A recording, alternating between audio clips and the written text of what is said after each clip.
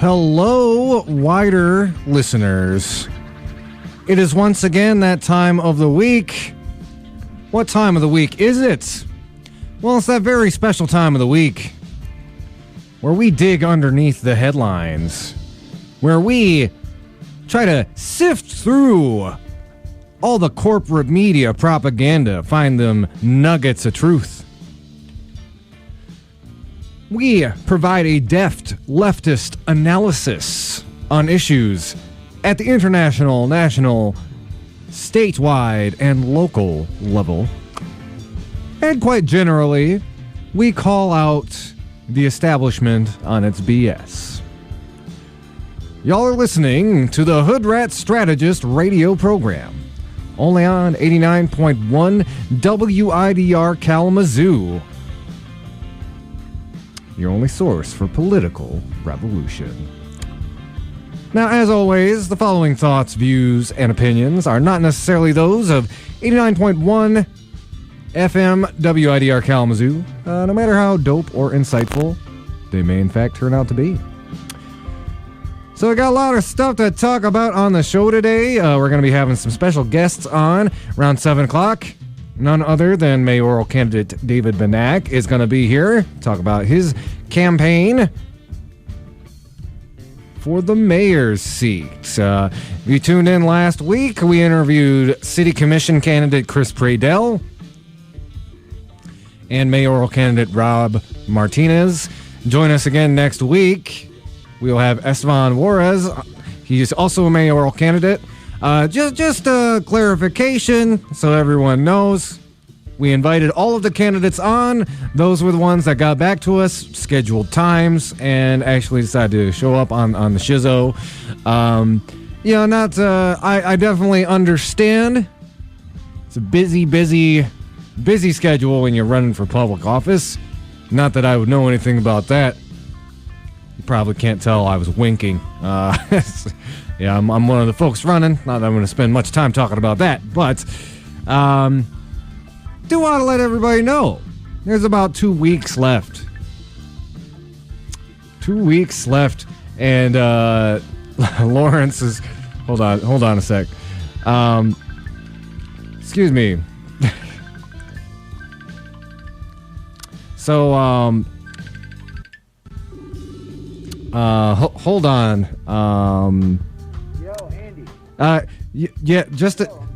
Hold on just a second.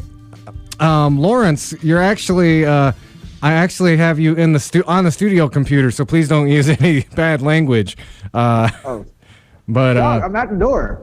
Oh, you're at the door. Okay. Yeah. Well, everybody out there in Radio Land, I'm gonna actually let unless you want to do the show from outside. Well, that'd be kind of silly.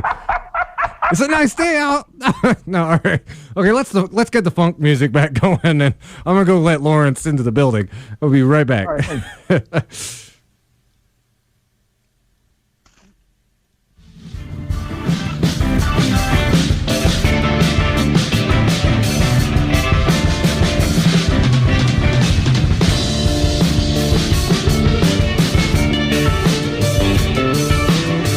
All right, Doc, I was banging on the door, I was calling, I was like, bro.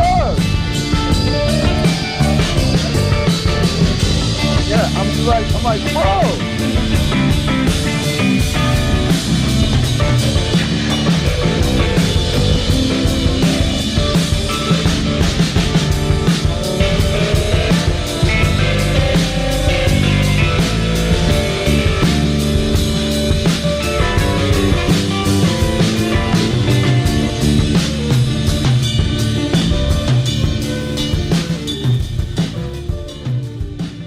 All right, so some of the stories we're going to be talking about today. We've got some good stuff at the local level. The city has declared a climate emergency. That's been a particularly hot topic this week. We're going to talk a little bit about that. In some of the more unfortunate news, the U.S. Supreme Court, guess what? They struck down a decision requiring redistricting. It's good news, but it's not the worst news. We're going to talk about some geopolitics. Lawrence, I feel like I've been kind of dropping the ball because, I guess it's part of it. I've been busy the last couple weeks, but I mean, yeah, you've been trying to find out. You've been trying to get another job being the commissioner. Yeah. You know what I'm saying? It's just like working class. I gotta work at least 2 jobs now. Yeah. Oh, dude, it was funny. Some right winger on my page suggested I'm only doing this so that I can make that big money off the taxpayers' back, which I'm pretty sure a city commissioner makes in Kalamazoo makes about $500 a month. So. Oh, so you have UBI. Oh yeah. There you go, yeah. You have basic UBI. Oh man. So okay, where was I? Oh yeah. So I want to mention there's some revolution solutions popping off just about all over the place. Haiti. I wanted to talk a little bit about Chile later. Yeah, we gotta talk about Haiti. We gotta talk about Chile.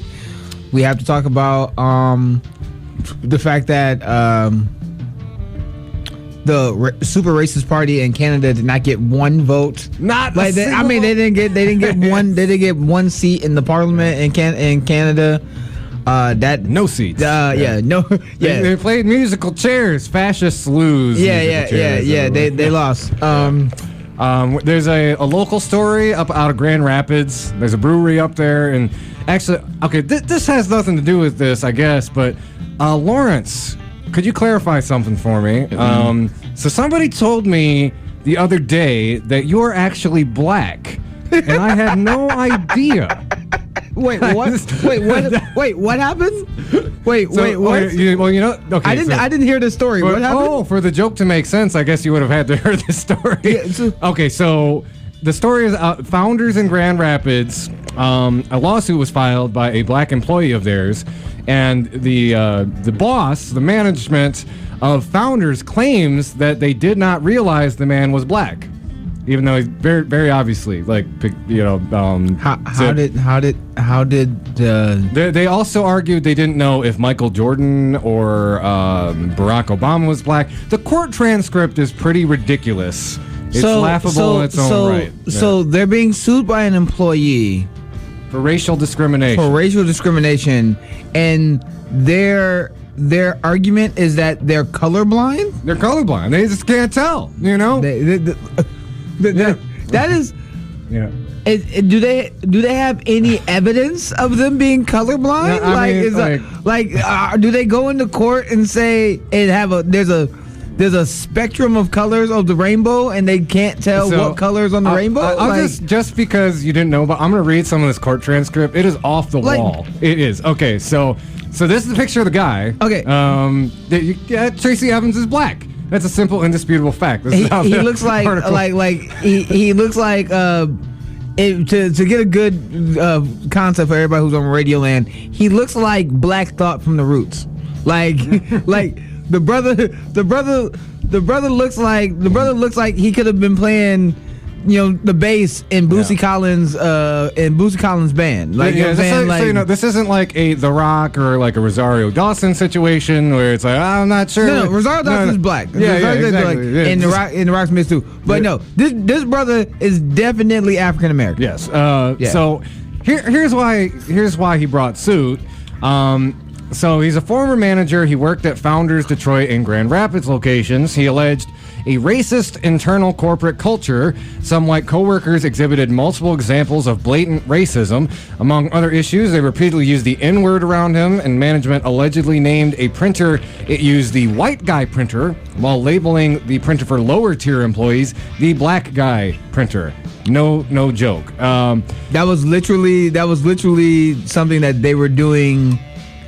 That was what they were doing in the office. Mm-hmm. Yes, they were doing this is obviously racist stuff. That's not what they're doing in the warehouse or in the factory. They're doing that in the office. And I just gotta read you some of this court transcript because it is their defense is just completely bananas. So this is Evans' attorney, Jack Schultz. Evans is the black fella who's suing Founders. And I'll try to do this in different voices. So this is Jack Schultz. When did you first meet Tracy Evans? And this is Founders manager Dominic Ryan. 2011, 2012. We had mutual friends before working there. So okay, so you knew Tracy prior to his employment at Founders. We met a few times. Yes. Okay, are you aware that Tracy is black? What do you mean by that? Are you aware Tracy is African American? I'm not sure of his lineage, so I can't answer that. All right. Are you aware that Tracy is a man of color? What do you mean by that? No. Do you know? You don't know what it means for someone to be a white person or a black person? I'm asking for clarification. You don't need any. I can promise you that. We'll keep the record as is. Someone's skin color. A white. So that's what you're referring to? Yes. Oh, yeah. Okay, yes. I know the difference in skin tone. Are you able to identify individuals by their skin tone? What do you mean, identify? I mean, have you ever looked at Tracy Evans in your entire life? Have you?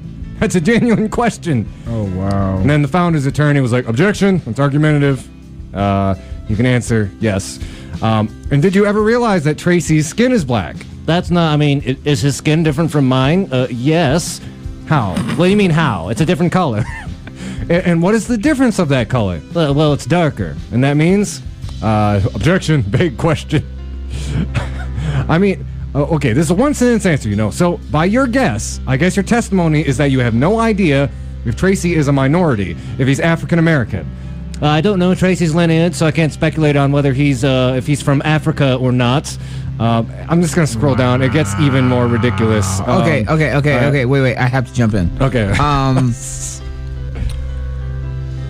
So, facts of the case. They had a printer named the white guy printer, and they had a printer named the black guy printer. So that's a fact.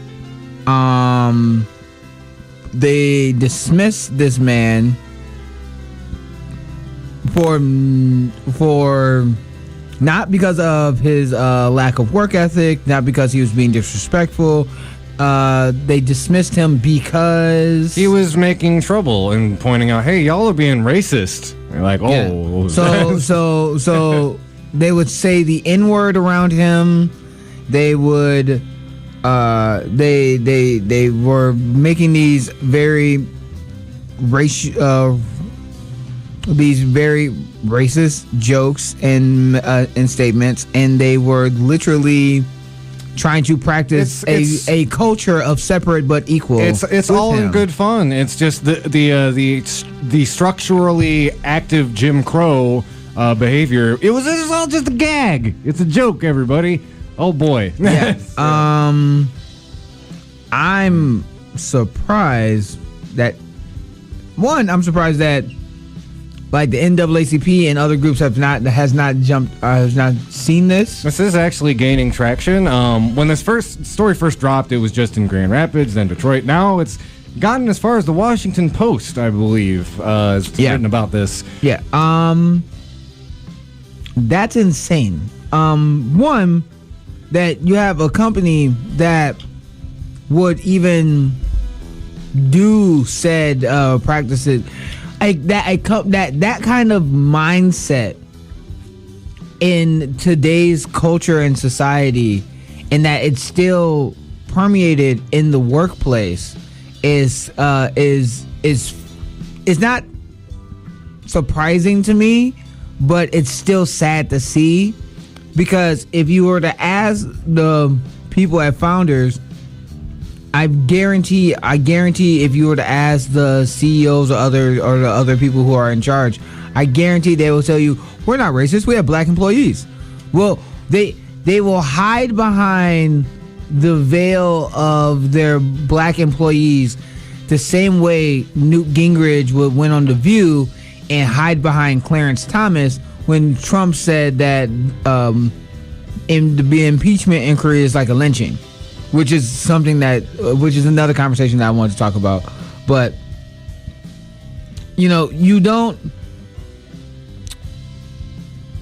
racism is not just what you say, it's also in what you do.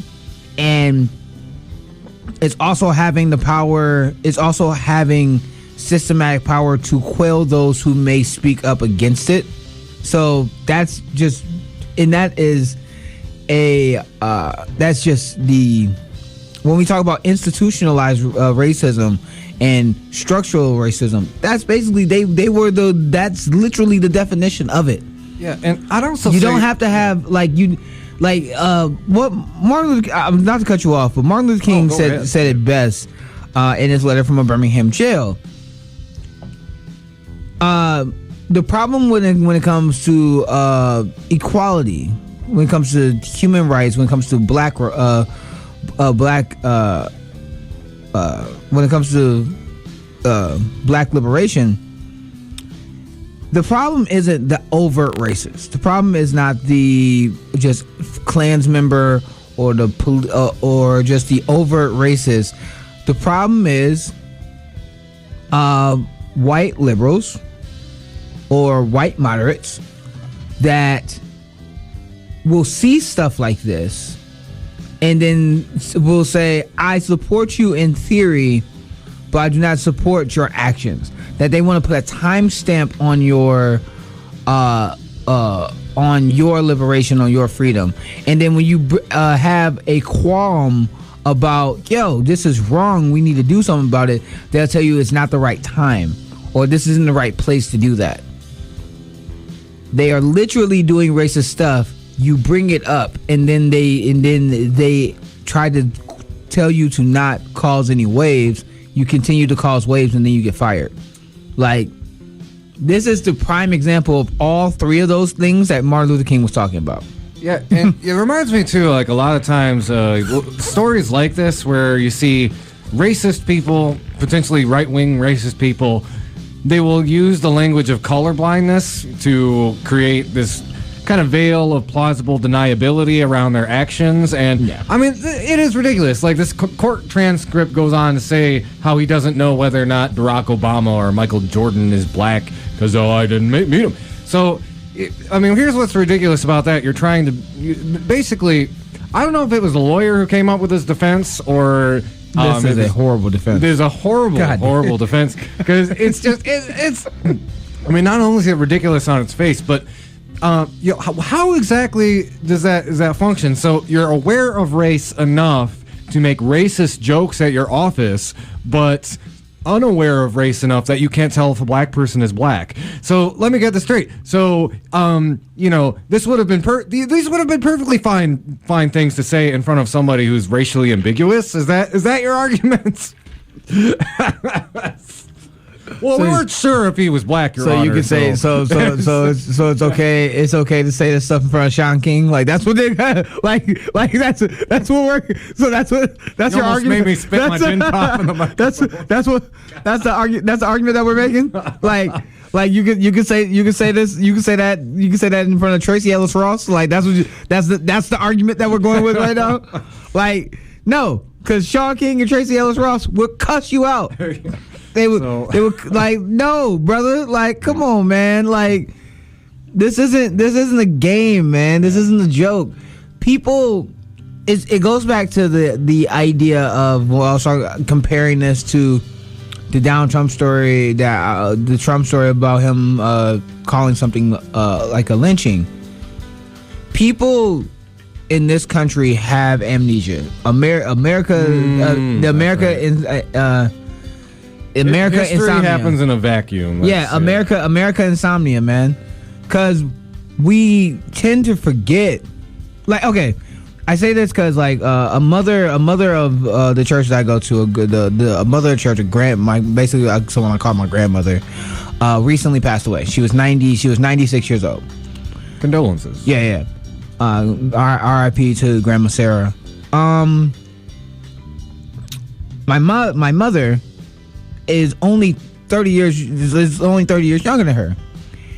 They remember growing up and not growing up in separate but equal. They remember, like, my mother and my father remember going to school and going around downtown in Flint and Muskegon, and there were certain places that they could not go when they were kids because they may have made it back home because of them just being black.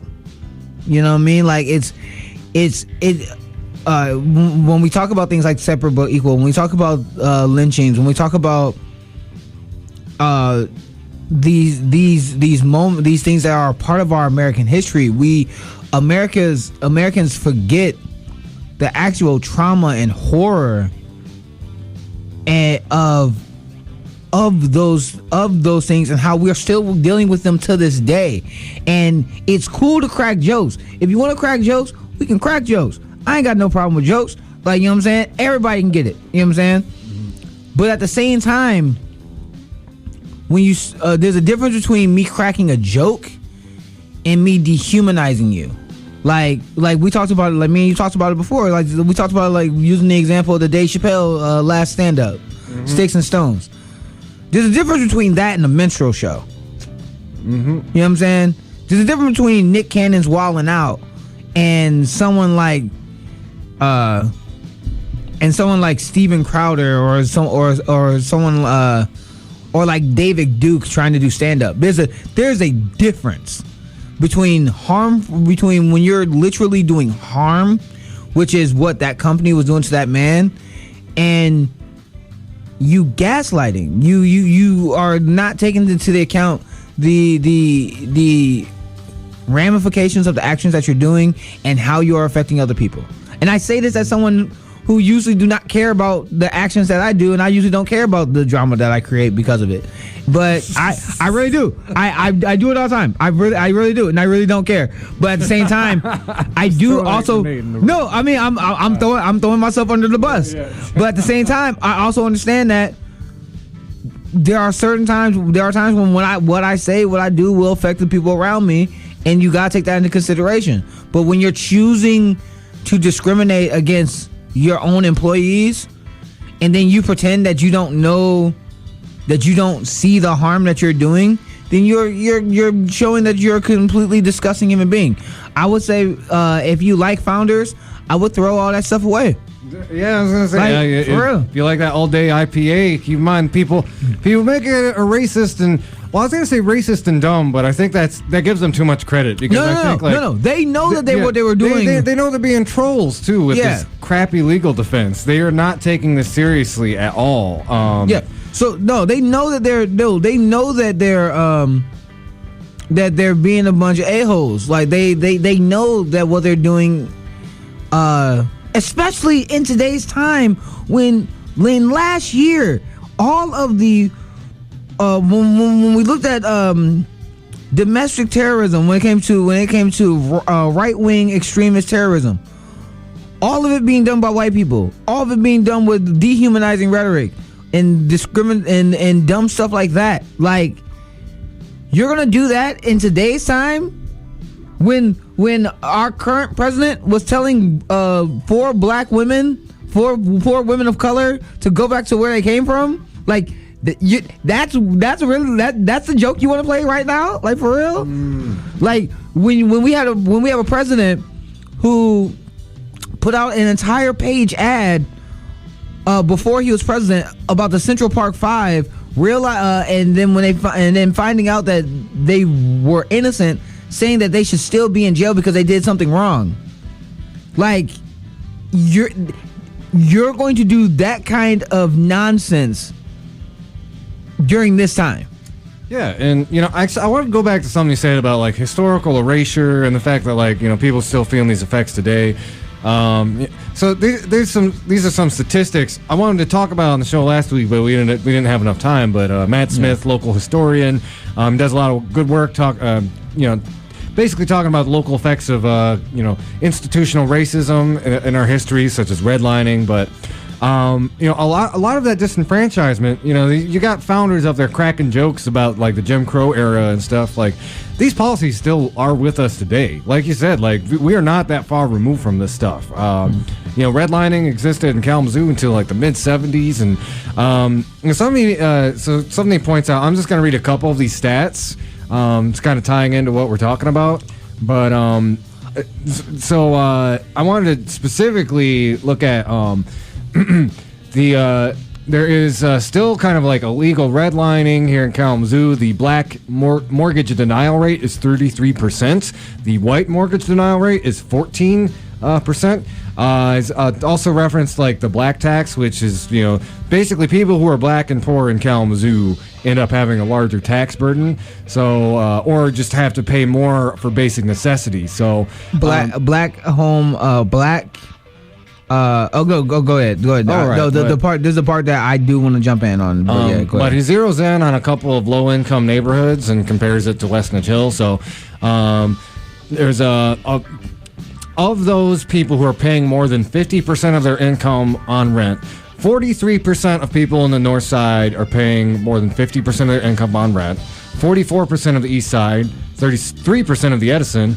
Up on West Nudge Hill, which is pretty middle class and white, that's 15%.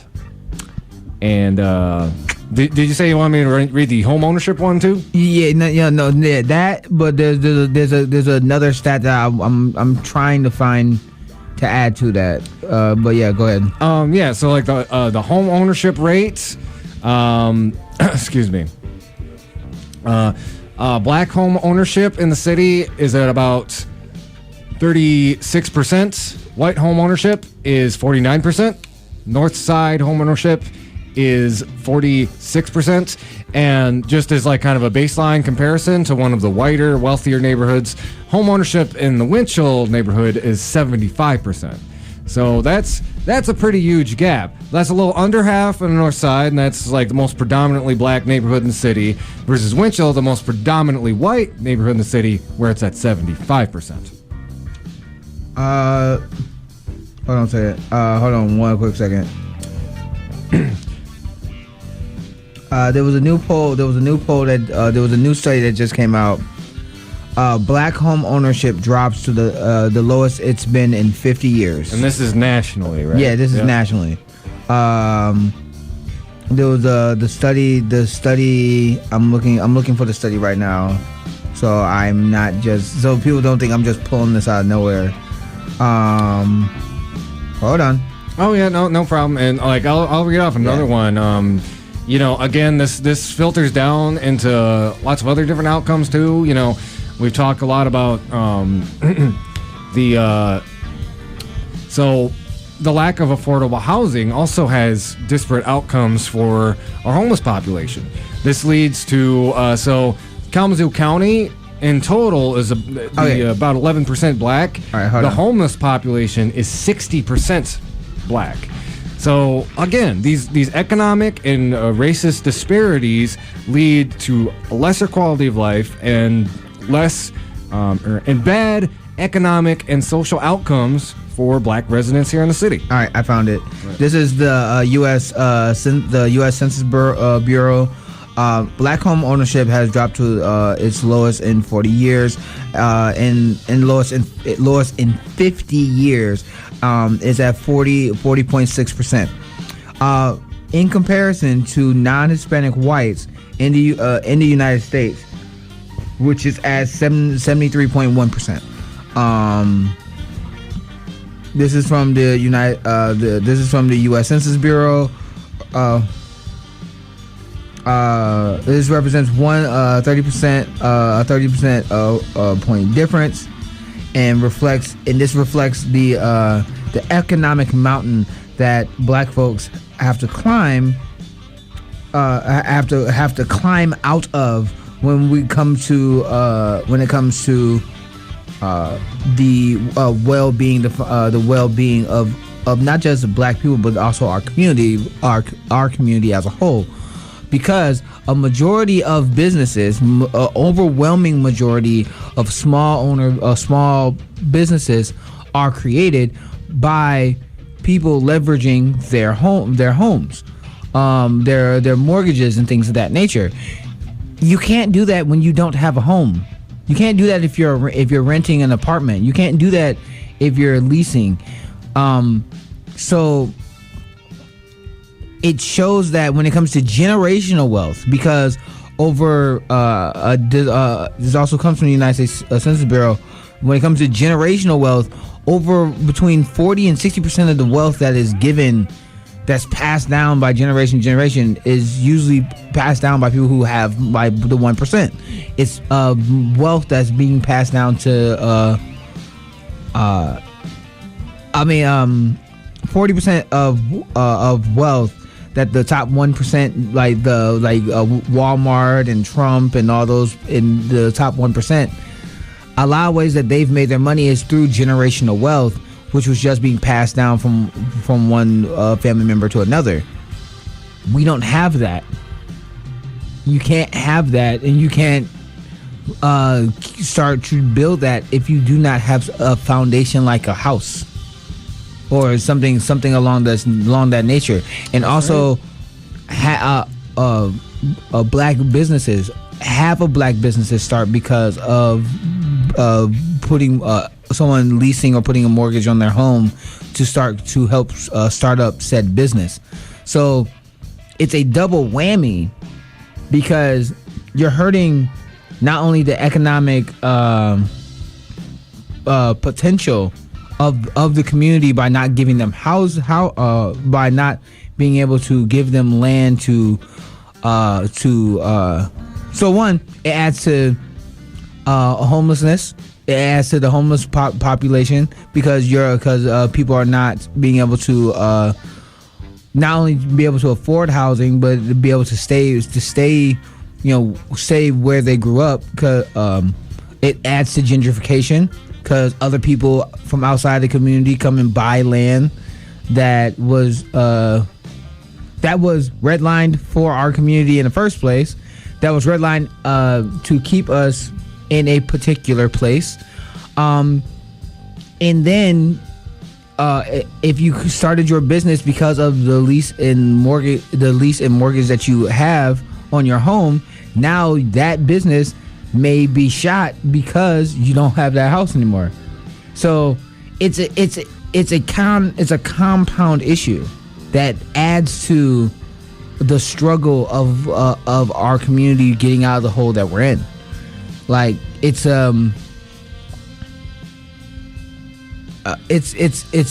ridiculous when we see this disparity, and we don't have a lot, and there are solutions to it. So like a thing that so the question is, how do we fix this problem? How do we what's the solution to fixing the income inequality gap, and also when it comes to black minority or black home ownership and things of that nature? So things like rent control, things like making sure that the policies of like the mortgage denial, being more transparent about who's giving out mortgages and if they are charging a higher rate for people who are poor or things of that nature.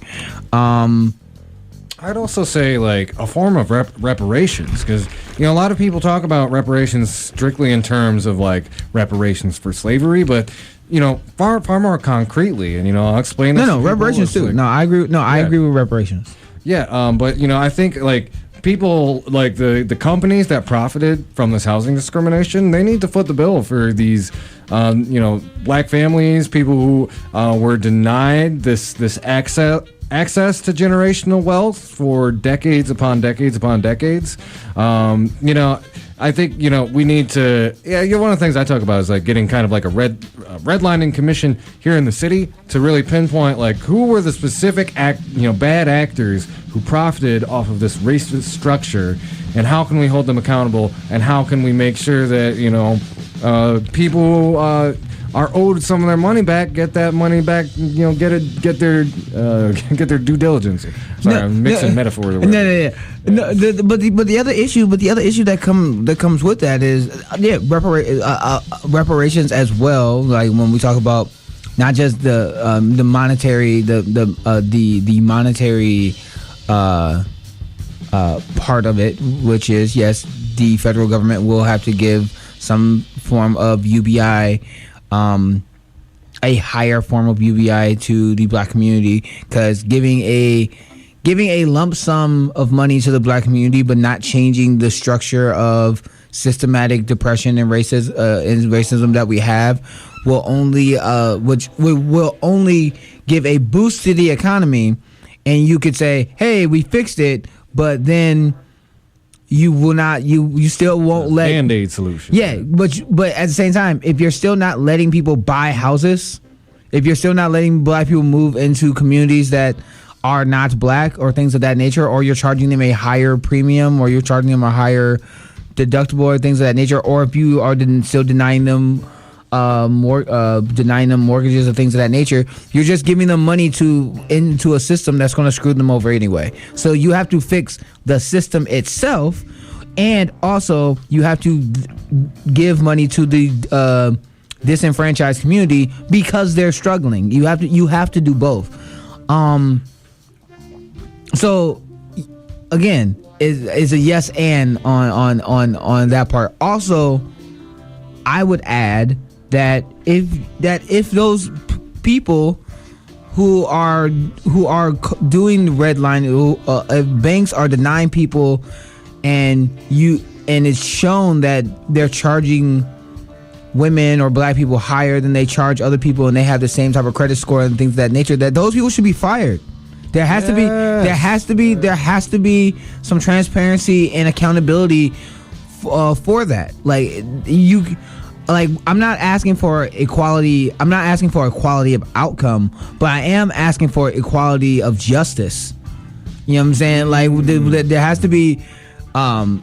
to be a watchdog.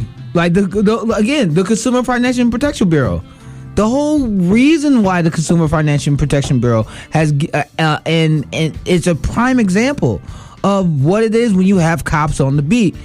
The Consumer Financial Protection Bureau has given $12 billion back to the American people when they were screwed over by the banks. Mm-hmm.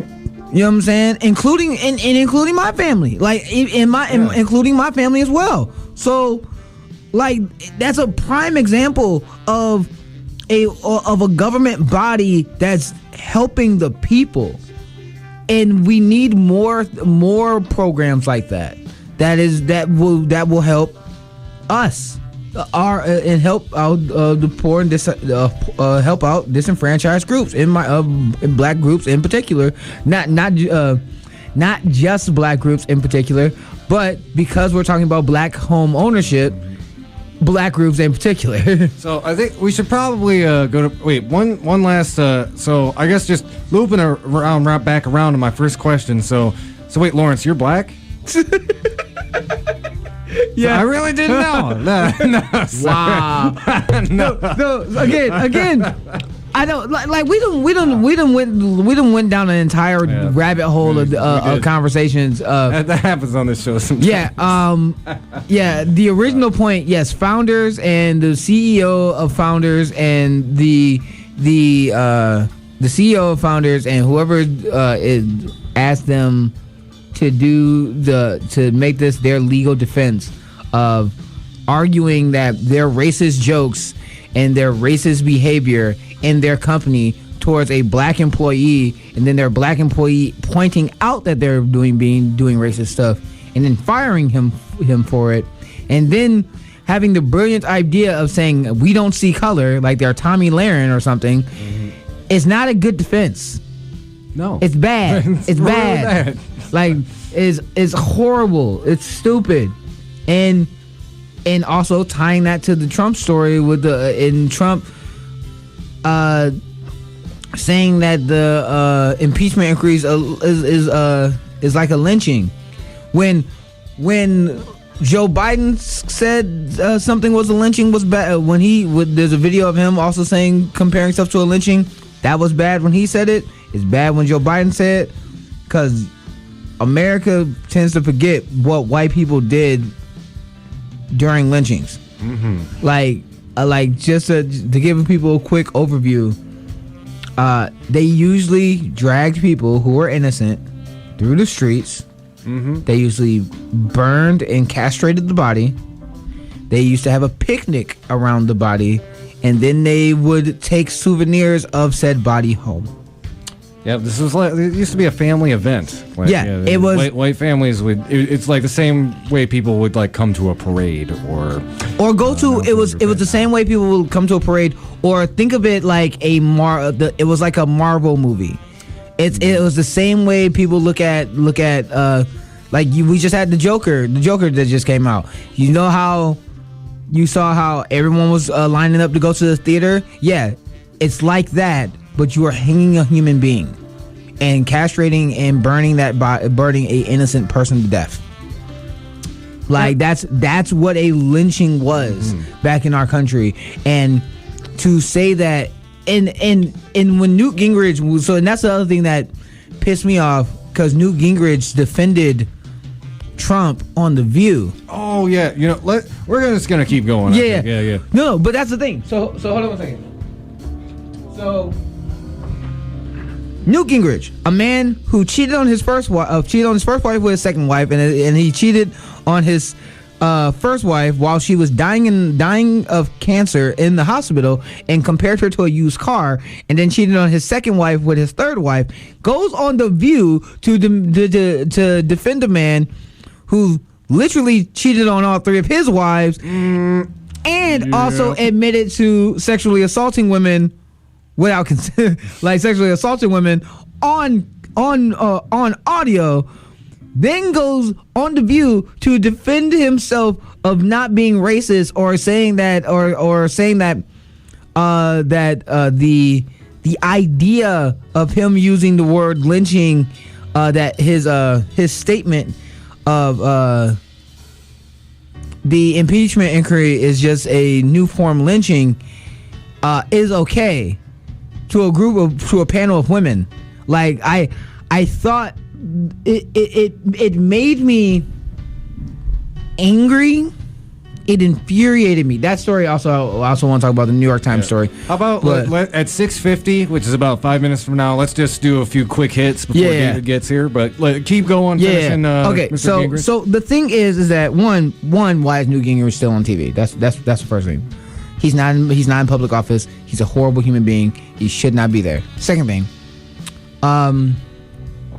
he hid behind Clarence Thomas when it goes back to the whole colorblind thing, man. Yeah, he hid behind Clarence Thomas, and Clarence Thomas used the term legalized lynching when he was also accused of sexually assaulting Anita Hill and other women. And this also goes back to Joe Biden, because Joe Biden didn't let Anita Hill bring up the other witnesses. I have another question for you, Lawrence. Can I sniff you? Is that cool? No, not at all, dog. Andy. Andy. I look at you like a brother, like you, Luke, Nora. I look at all y'all like a brother. I'm just looking at you like I'm a presidential candidate. Dog. Look, brother. Look, this is real talk. If I like all y'all like y'all family. Here's the problem. I already told y'all ever come close to, or y'all look like y'all are about to approach the line that y'all already know where my line is. If y'all look like y'all are going to approach to or come close to, I'm slapping you. Just by the way, side note, if I was going around sniffing people like Joe Biden, my city commission campaign would be over in like 2 seconds. Oh my God, dog. Oh my God. Okay. That was God. Side story. Let's go back to the whole. Okay, I'm not like the whole Joe thing. That's actually goes into the New York Times story that I want to transition to, but. This goes back to the whole Clarence Thomas thing. Clarence Thomas was put on the Supreme Court as a way to say F you to Thurgood Marshall. Mm-hmm. And the fact that Newt Gingrich, you basically was like, hey, I have a black friend, Black Shield, used him as a black body shield to ignore the criticisms that our current president, our current white supremacist racist president is saying was completely utterly disgusting. The entire thing was disgusting, and the fact that The View had him on to have this conversation, and they did not give any of that nuance. I'm like, dog, y'all are. I know The View is not a news show, but it made me that much more mad I think another thing that makes me particularly upset about that is it's enabling, and it's particularly dangerous right now because you are starting to see explicitly fascist groups use that same kind of tokenism and rationale. We've talked about the Proud Boys before. They will point to the fact that some Proud Boys got arrested. Some Proud Boys got arrested. Look at God, won't he do it? Won't she do it? Some Proud Boys got arrested because of their 2 out of like the 15 that was stomping out 3 people in New York. Yeah. I was actually mad about that. I was like, all 15 of them should have went to jail, but I did want to point out groups like them, groups like the Threepers, the Oath Keepers, they will point to the fact that like they have like a few like either like Black or Latinx members, and they will say it's not about white supremacy, it's about the supremacy of Western civilization, even though it's the same exact value system. They use the Jordan Peterson talking point. Yeah, exactly. Incel Jesus. Incel Jesus? Incel I haven't heard that one before. Jordan Peterson's Incel Jesus, man. And lo, Jesus came upon the hill and said, "We doth live in a society." No, Jesus. No, what does he say? Neo-Marxist. No, he says something Marxist. Cultural Marxist. Cultural Marxists is the big problem. Yeah, no. He says postmodern neo-Marxism. That's his phrase for everything that's wrong with society. That's a whole nother story that I want to talk about because he's giving the keynote speech at Politicon this year. Oh my God, Jordan Peterson is. The reason, but the Politicon, clean your room. But the reason why is because Ben Shapiro did the year before, but the reason why they're doing it is because they don't want to do any more debates because they saw what happened when they debate people who actually know what they're talking about. Yeah, it doesn't go so well. No, so they're running from debates. Yeah. Ben Shapiro's running from debates. Jordan Peterson's running from debates. Steven Crowder's running from debates. Steven Crowder got called out by Politicon. Yeah. like the whole Cold Feet Crowder thing that Sam Cedar and them has been doing. Like, I don't know if you've seen it or not. And we only got a few more quick hits, and I want to get to this New York Times story. I really want to get to that New York Times story. We probably have to do it after David leaves. But well, let's do that right now since we referenced it. So some of you may have heard. So Hillary Clinton basically accused Tulsi Gabbard of being a Russian asset. She also accused her grocery store clerk, her limo driver. Oh, that wasn't the New York Times story that I was talking about. But that is also a story that we do need to talk about. So go ahead. Go ahead. That's all right. So I'll just finish that out. I thought that's the one you were talking about, but. By the way, we're Russian assets. A lot of fun facts about the show. While we broadcast, Vladimir Putin actually sits right in the back near the records.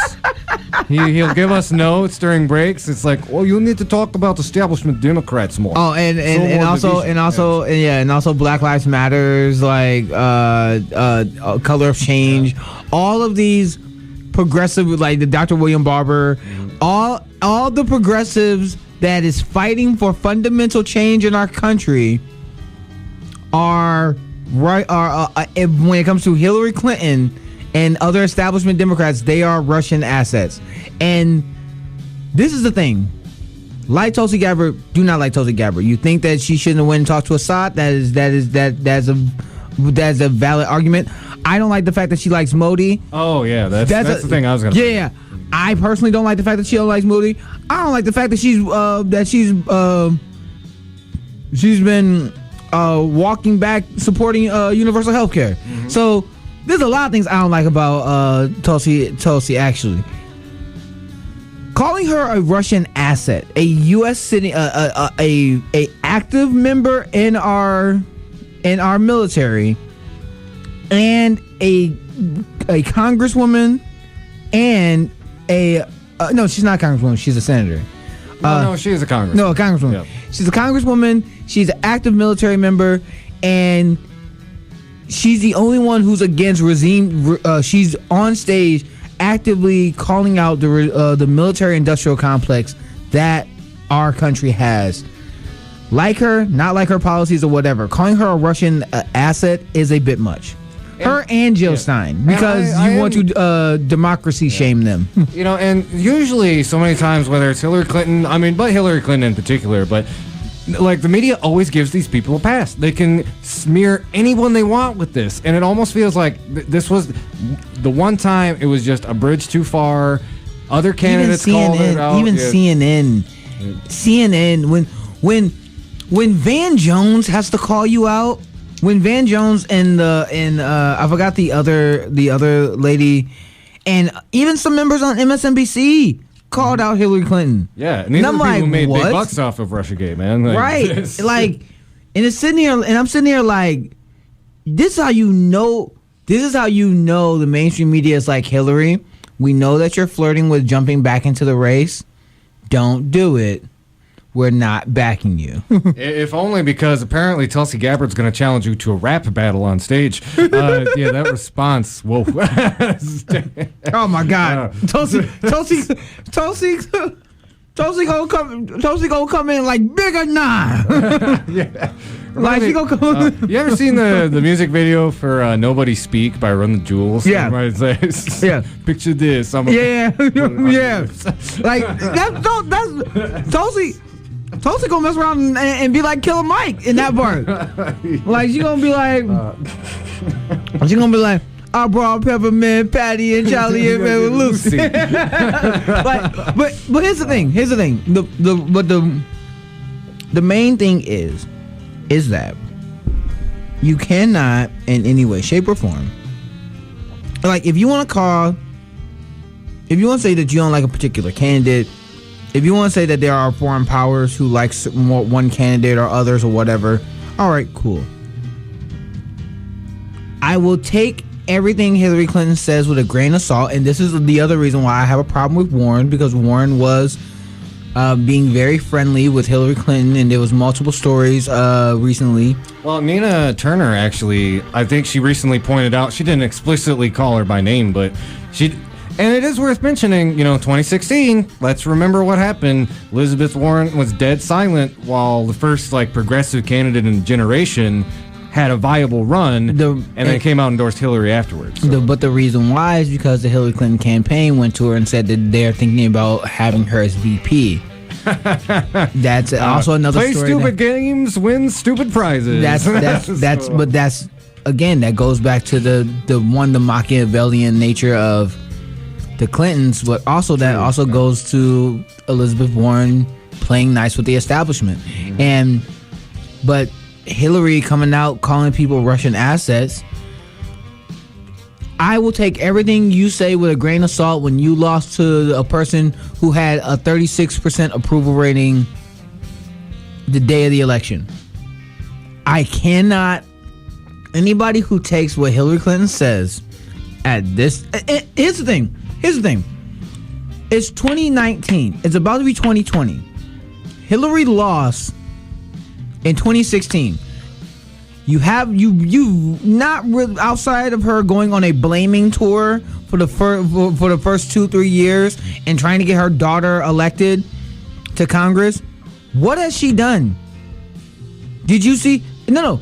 She comes out and blames Jill Stein and Tulsi Gabbard as Russian assets.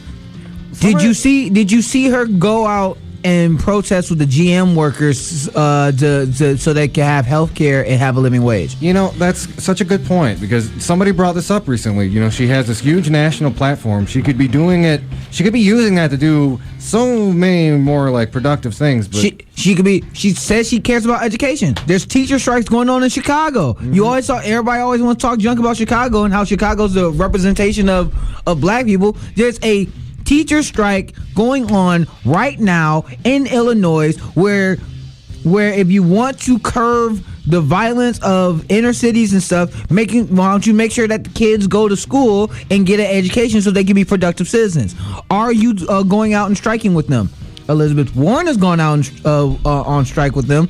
Bernie Sanders was going out on when you saw teacher strikes. Bernie Sanders, when he was in West Virginia and the coal companies were the coal companies screwed over the coal workers, he sent pizzas to the striking workers. That's right. Yep.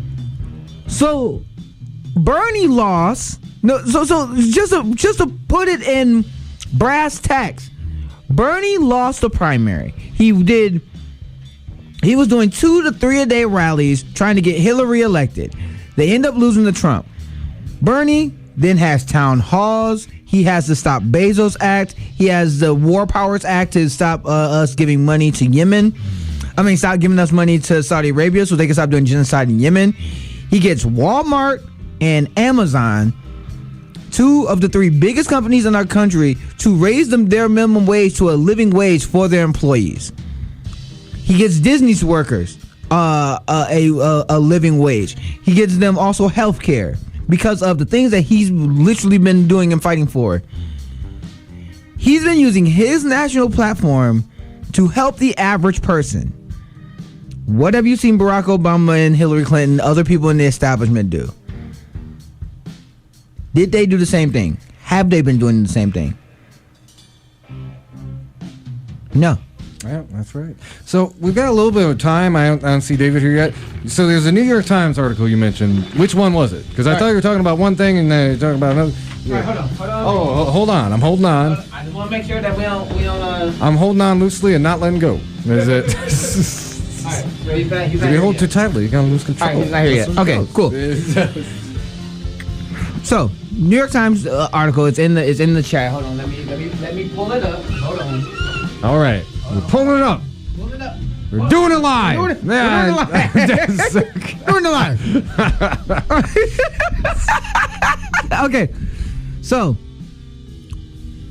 the New York Times article that I was talking about was an article where the establishment is looking for people to run now. Okay. Yes. So the establishment sees that Joe Biden is falling. Mm-hmm.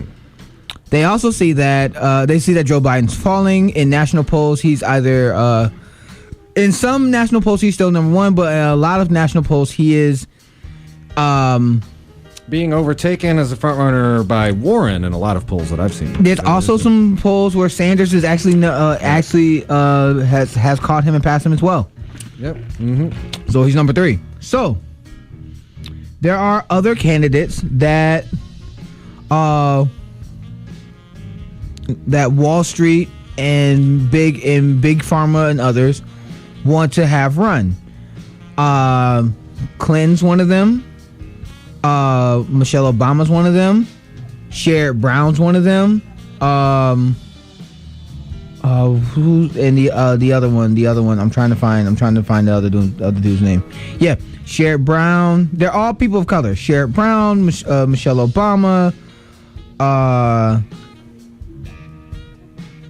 Where's the other one? Bloomberg's also thinking about joining the race. I'm trying to find Michael Bennett. And this whole thing about Hillary Clinton potentially running again, I think a lot of people are ignoring the fact that it's fundamentally rooted in the fact that it says a lot when the establishment's pick when his fundraising is drying up. That means they legitimately are in panic mode. They do not see him as a viable alternative. They do not see him as a viable kind of torchbearer for neoliberalism, basically. Well, the thing is, here's the thing. They say in this article, this is a New York Times article. It says, anxious Democrat establishments ask, is there anyone else? The reason why, that's the article that we're referencing. The reason why they're in a panic is because they see that the number 1 and number 2 is Warren and Sanders. They want anybody but Sanders. They will even settle for Warren. It's for Wall Street people. It's like deciding whether you want to get shot or get stabbed. The thing is, Warren has been slowly realizing she's been moving more progressive because of Bernie, but she's realizing that She can't run that same lane. She cannot play nice with the establishment as she's been doing so, or she will lose. And they reference in the article, one, Kamala Harris is done. All of those donors has now moved to Pete Buttigieg. 2, they like Pete Buttigieg, but Pete Buttigieg has a problem with black folks. So they're looking and such as the South Bend stories that we've highlighted involving BLM protesting, telling him to come back home. No. In the police department. The police department stories are insane. If you have not read them, please go on TYT investigates. Go on TYT and check them out. They are fantastic articles.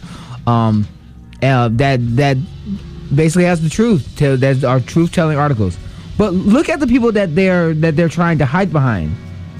They know that they see that Biden's slipping. So they know that Biden's falling. He can't last. His money's drying up.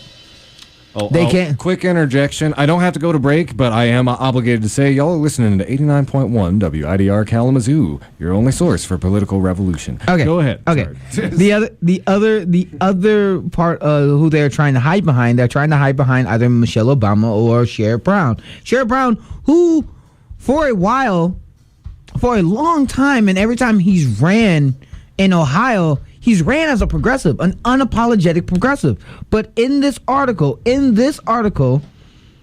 he comes out saying that we can't have people who, we cannot have a politician who supports Medicare for all. And it's like, bruh, who are you talking to? You won your race in Ohio because you ran on Medicare for all. Exactly. So it's now I'm not. Is it kind of like an opportunism thing? You know, it's like I will push these progressive policies to get elected and then not deliver once I actually get in. No, the thing is, I mean, it's that, but it's also okay. First, it's that, and also in my perspective, they're trying to the New York Times article doesn't give the nuance that I want to give now. These are all establishment donors, Wall Street donors, big pharma, big tech donors, the ones that max out. They're trying to find people that will protect their tax cuts. Mm-hmm. They're trying to find people that will keep the status quo the same, and that's why they're trying to coalesce around people like John Kerry, who are also thinking about running, like Eric Holder, who's also thinking about Deval. That's the other person, Deval Patrick, Massachusetts governor. They have not decided to jump in the race. It's the same reason why Tom Steyer jumped in the race and showed that billionaires are just as much tools and idiots like everybody else in the last debate. I'm not knocking them because none of them has jumped in the race yet. But the thing that this article ignores, and this is the reason why I wanted to bring it up, how many candidates? There was 25 candidates at one time. How many of them were centrist, neoliberal candidates, the type of candidates that these donors want to see? I think if you use a metaphor like, say it's like the Smash Brothers roster, it's like they were all of them were the sword fighters. That's like just nothing but like Marths and Roys. No, but again, Marth and Roy is dope. That's what I'm saying. Like, but you can't even use Smash. You can't even use Smash fighters. Yeah. You have to use off-brand. It has to be off-brand Smash. That's not as good. Oh, like, you know what I'm saying? Like, you have to find. So PlayStation like, Battle Royale All-Star. So the idea is that these big money donors are trying to coalesce around one candidate that will basically protect their interests. forgetting the fact that Amy Klobuchar, Mayor Pete, Beto O'Rourke, Kamala Harris, Cory Booker, Tim Delaney, all of them, Joe Biden, all of these people are literally the type of candidate that they would support. All of those people are also getting their face stomped in by the two people who are progressives, who are raising their money by small money donors. Like, the thing that irritates me the most, and the main thing that irritates me the most, is that when you look at the policies that the American people care about, especially in the Rust Belt where we live, what do we care about? We care about the Green New Deal. We care about climate change, right? Because it doesn't matter what kind of healthcare system or free college and tuition if we don't have an inhabitable planet, right? We care about healthcare because you can't have a successful life if you go bankrupt. Because of cancer or some other unforeseen disease. We care about a living wage because you can't have a dignified living if you don't have a means of income that gives you a dignified living. We care about getting money out of politics because if we have a system of democracy that we say that we do, then we need to make sure that the people who are represent us actually represent us and not their donors. You know what I'm saying? So those 5 things: getting money out of politics, and also use a universal free college and tuition, because you shouldn't be going bankrupt because you're trying to get a better education. So those 5 things, all of those 5 things that I just named, poll. When you look at the polling in America, all poll over 60%. They all poll above 60%. The 5 things that I just named, only two candidates on that stage support all 5 of those things. Only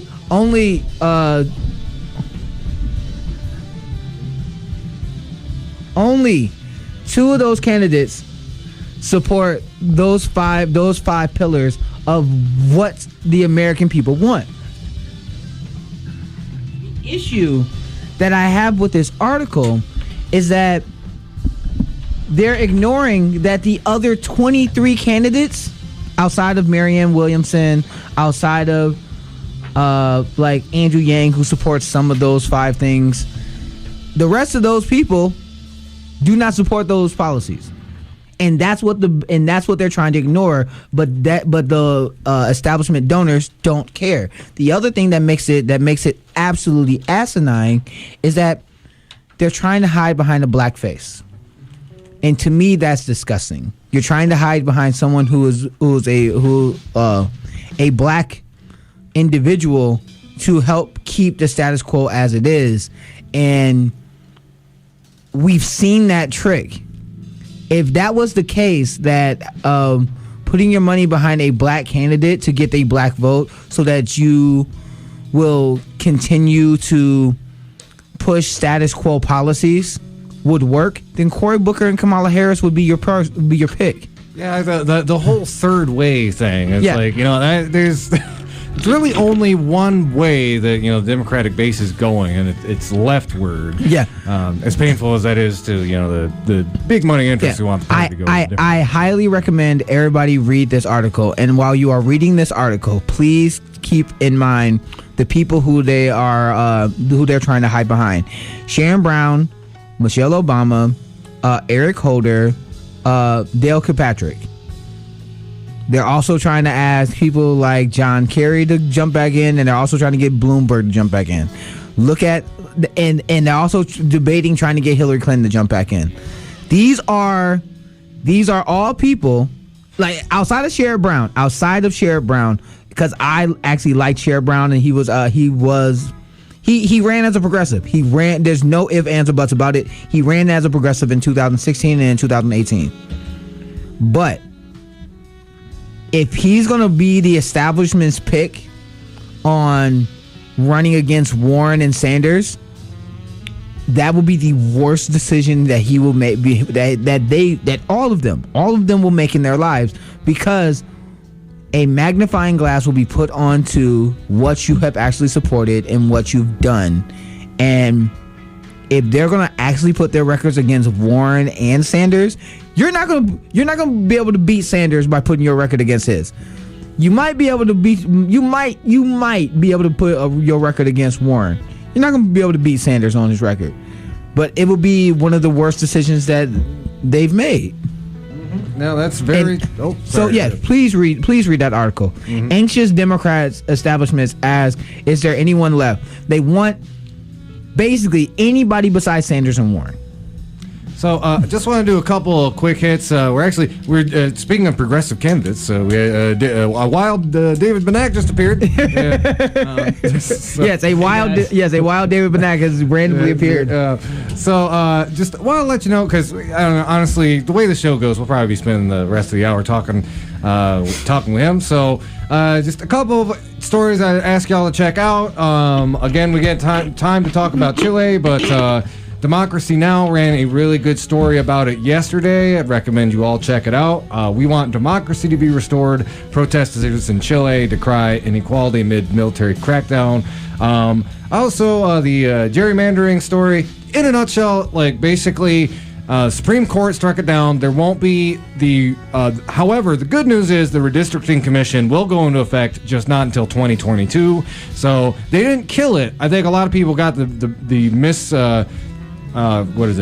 the wrong idea. Yeah, misunderstanding that the whole voters not politicians effort was somehow squashed. No, it's just delayed, and it's going to give Michigan GOP politicians some more wiggle room to cheat their constituents for at least another 3 years or so. Oh, also the other quick hit that I wanna drop jewels on. There was a story in California of police officers and prosecutors that are notorious for lying. That judges have said that if there have been panels with judges basically said, if these names come up of prosecutors or police officers that are a part of this case, we need to either reevaluate or throw these cases out. There's that story came out last week. We didn't get a chance to talk about it. We didn't get a chance to talk about Elijah Cummings, and that was also another. Rest in power. Yeah. That was also another story. That man is. There are policy differences that I have with Elijah Cummings, especially with the Congressional Black Caucus. But you cannot say that man was not working on behalf of the people. Yeah, that man has lived a legacy, a life that is worth, that is not only worth reading, analyzing, and studying, but trying to implement as a good standard of what a good human being when it comes to caring about your fellow human being. That man was a GOAT, man. He was one of the greatest of all time, man. Mm-hmm. Yeah. So I think with that, let's go ahead. We'll segue. Let's do a little bit of an introduction, and then we're going to hop right into. Again, I want to thank David for taking time out to come on the show. I'm, as I said, I'm also running, and I know they call it running for a reason. And hopefully, on November 6th, we'll all get a chance to take a nap. But we'll start you out.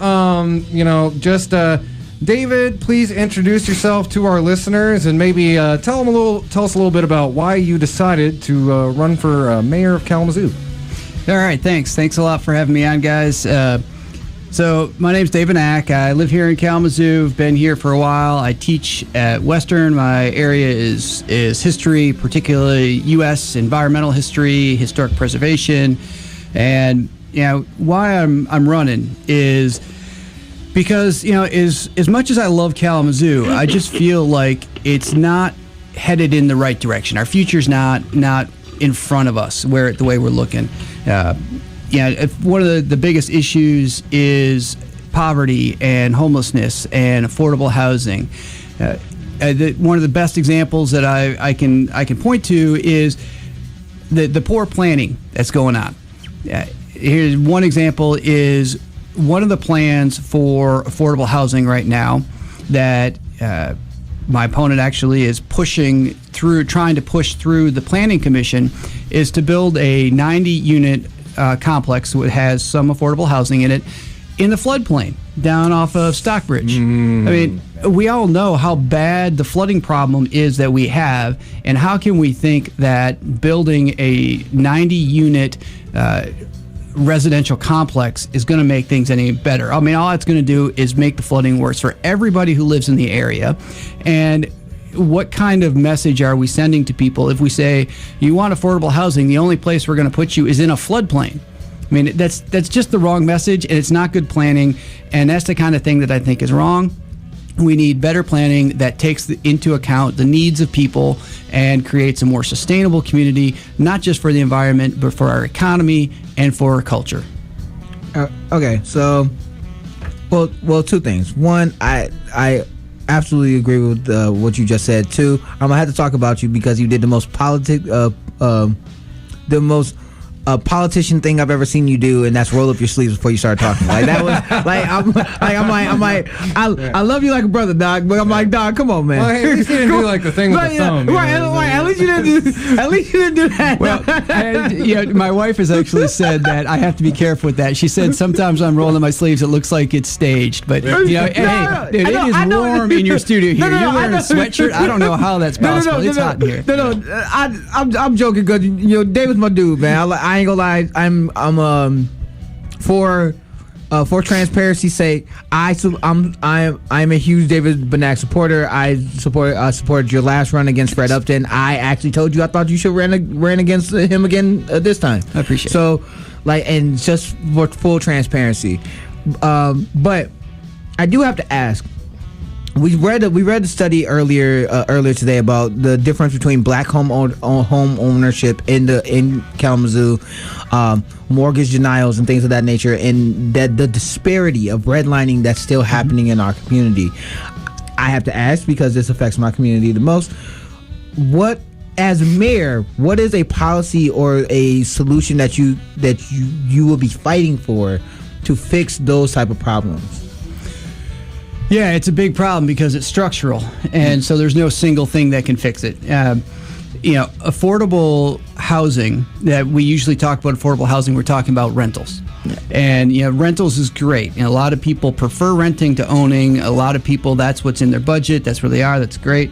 But in our society, generational wealth is acquired through owning property.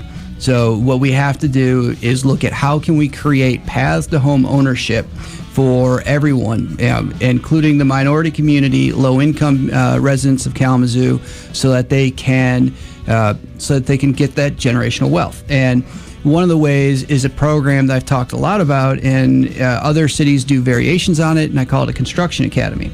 And so that's we'd work with. It's a big project. It has lots of moving parts and lots of partners. But we'd have to work with the county because they have more land management authority than the city. So the city and the county work together, and we find abandoned property. So I'm not talking about taking people's property just because they're not mowing their lawn or something, but there's a lot of abandoned property in the city. So we get those abandoned properties and we take those. Then we work with the trade unions, and we use that as apprenticeship opportunities. They hire people from the community who are unemployed. They put them through apprenticeship through 2 or 3 of these projects.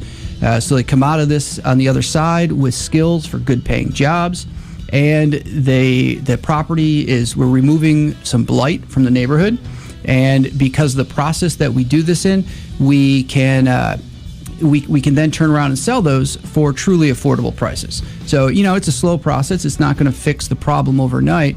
But because it offers multiple benefits, it's going to get more skilled workers. It's going to get rid of blight. It's going to create affordable housing. And we can even renovate them to the highest energy efficiency standards so people's energy bills are lower. There are things like what like Maddie Jordan and other people have done on the north side, like things like affordable housing units and things of that nature. Would that also be a part of that program process as well, or would that be a sample of a program of something that you would want to do separate? Yeah. So one of the things that we have to take into account is, I think that one of the places where the city is failing right now is working with the neighborhoods. Yeah, I talked with the president of one of the one of the neighborhood associations who's been president of that association for close to a decade. And he told me that no one from the city has ever asked him a single question. So, the city has this neighborhood time. They say that they're doing all these things, but when it really comes down to it, how much are they really listening to the neighborhood? So we lift up the neighborhoods, and that means we find partners, people like Maddie Jordan, who is a powerhouse in her neighborhood, and we talk to the neighborhood associations, and we say, what can the city do to help you? What do you need? And if that's what Maddie Jordan thinks is going to work best for creating more affordable housing, then by all means, the city should throw its weight behind her. So I actually just had a quick question. You've already talked about it a little bit, but just kind of give you a opportunity to kind of clarify it in starkest terms you can. So, one, I'm really glad you brought up the fact that I think a lot of people talk about building up developments. The fact of the matter is, we've got a lot of housing stock here in Kalamazoo. I think there's like about 10 empty houses for every houseless person in the city. It's a very really startling statistic. So, just two questions kind of intertwined with one another. A lot of people on this campaign season have talked about a housing first solution. For you, concretely, what does that look like at a policy level? And also, what would be your strategy to get some of these empty houses? Something I bring up a lot is, a lot of times, like, these houses are either owned by the land bank or property management companies that really just look at it as a profit making enterprise. So, again, like, what is your concrete housing first plan, and how are we going to actually get our hands on some of these properties that are basically owned by people who just see them as profit instead of as a need or a human right? Yeah, that's the rub there with housing first is where do you start? You have to have the facility, and I think that the city has dropped the ball on what could have been one of the best possible solutions, and that's the Nazareth building. So the city could work with Nazareth to take ownership of that property, to purchase it from them, because they're trying to get rid of it. I mean, they're going to knock the thing down. And that's the perfect type of a facility for housing first. It's basic accommodations. It's nothing fancy, but it's a good, safe, secure facility. And the only thing that I think is a really big problem there that we have to address is it's not downtown. It's not where people are most likely to find jobs. So if we were to do something with Nazareth, it would have to come along with some significant public transit expansion, because they're pushing people off is the NIMBY solution. We don't want to just out of sight, out of mind. But I think it's a great facility that we really could use for housing first model. Okay, well, I wanna jump on that, but there's one other thing that I know that you're an educator, so I wanted to ask this question because I specifically towards you. I know that you're mayor. I know you're running for mayor of Kalamazoo, but I do need to ask you about your thoughts on what was going on in Ben Harbor when it came to Ben Harbor High School and Ben Harbor Middle School, and your thoughts on that whole situation. Yeah, that's tough. I think that our governor is doing a good job. I think she's trying really hard, and she doesn't have a lot of resources at her disposal. I mean, we all know that. But I think the move towards potentially closing the Benton Harbor High School was awful. Yeah, absolutely. Yeah, the city's school board had put plans to the state and not gotten responses. They had put plans forward that would have balanced their budget, I mean, they were doing absolutely everything they possibly could. And then for the state to come in and say that's not good enough, and the students in your district are going to suffer. It's just not acceptable to do that. So, Benton Harbor, I'm glad to see that the high school looks like it's going to stay open, at least for the time being. They're doing some good work. But, that happened because of community. The community of Benton Harbor got together, and they refused to get rolled by the state. And that's the only reason that it didn't happen. So, actually, I'll lead in with this next question here, and I'm going to pivot a little bit.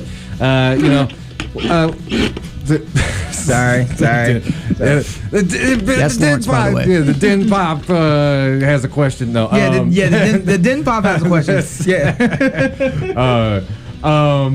So, one of the big issues, I know you've been talking about, and, even going back to your congressional campaign, is, the climate crisis. And, one big win the other night, unfortunately I had to work, couldn't come to the meeting, but so I wanted your take on, what are some of the positives that we now have it in city policy that we're in a climate crisis. But I also actually wanted to pick your brain a little bit about, something that I've been bringing up on the trail a lot. What are your thoughts not only on, take this opportunity to describe your climate platform, but I'm also curious your thoughts. A lot of my discussions around it have been kind of like future planning, looking at it as the fact that we're Southwest Michigan, it's in a bit of a Goldilocks zone. I see us as a destination for climate refugees. How can we not only address climate change here and now, and from a carbon target, renewable level, but also preparing for a future where I could see Kalamazoo really growing tremendously, because we're going to be kind of a destination point for places that, even under some of the best case scenario models, there's a level of baked in disaster. I see those people looking at Kalamazoo as a destination. How do we get the city ready for that? Well, I'll start by addressing the climate emergency declaration. It's good. I'm glad to see that it happened. There's been a lot of people doing a lot of hard work to push the city to get to that point. But I don't want to overstate what it is. And I think we need to be really, clear on it. So I encourage anyone who has not yet read it to read it. Again, I'm not taking away from that it was a step in the right direction. But there is no plan. There is no goals. There is no solutions at all in there. That's just a document that says there's a climate emergency. And we really shouldn't overstate what that is, and so that's good. Just to interject real quick before you go on, I think it's important. Good comparison. The UK Parliament recently passed a very similar climate emergency declaration, and they've literally done no actual actions in response. It's something Extinction Rebellion UK has brought up a whole bunch of times. But keep going. And you could think about Fred Upton is in the Climate Solutions Caucus or whatever they call it. And all that is it's greenwashing his reputation. Yeah. There's nothing that comes out of that, and there's never going to be anything that comes out of it. It's just a bunch of congressional reps who don't intend to do anything but want to put that little check mark next to their name. So we have to make sure that doesn't become us. That's my big. We got this climate emergency. That's great. But let's not take that as enough. We need to push. Just also for clarification, for those who don't understand why that's absolutely ridiculous, Fred Upton, after 2012, became a climate denier, and he started taking Koch brother oil money during his re-election campaigns in 2010 and in 2012. It's that legalized bribery / blackmail. It basically said, become a climate denier or we will primary you. Jane Mayer's book, Dark Money, he's literally in the index for this. Oh my God. Fred Upton is the absolute worst. But anyway, continue. Well, and so, going back to where Andy was going with this is, one thing that I really think we need to think about more when we think about climate and we think about addressing it is that addressing climate change does not need to mean we're living with less. It just means we're living differently. So we can still live very enjoyable, very productive, very profitable, if you want, lives, and be responsible for the climate. And so I think that that's really important for us to recognize, because we want to talk about, like, if we're going to bring people to the city who are leaving other areas, other places in the country where their houses are gone or their jobs are gone or there's no future for them, then how do we make this a better place and still at the same time have that climate readiness? So, like, an example is, let's look for the green jobs that we need for the future. The KVCC wind turbine program. They've got a waiting list to get in. They can't open it up enough seats for that. That's the kind of thing that we need more of in our economy. I wish that the KVCC also had a solar panel program as well. I like their Groves program that does that trade school stuff, like the wind turbine thing, is actually really dope. Yeah, and you mentioned solar panels. So solar installation is a great job. I know a lot of people who have small businesses installing solar panels at both residential and commercial. It's another way we can create more good-paying jobs for people. And if the city makes the right move and installs solar on every city-owned roof in Kalamazoo, that's a big expense. Yes, it is. But at that scale, the payoff is going to be about 3 years. And after about 3 years, our energy cost for the city is going to be next to nothing. So, I mean, that's a big win. And if we do that at the city level, the scale that is going to create is going to make solar much more affordable for every single person in the city, and it's going to create a bunch of jobs. I mean, this is what the Green New Deal at the federal level is about.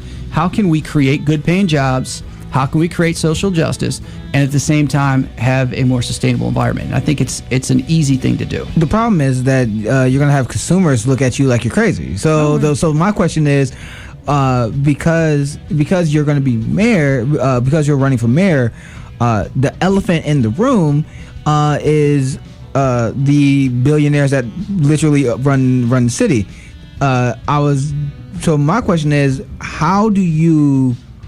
what is your strategy to fight for your policies under that kind of circumstance of the situation that we have in Kalamazoo with the way that we are funding programs?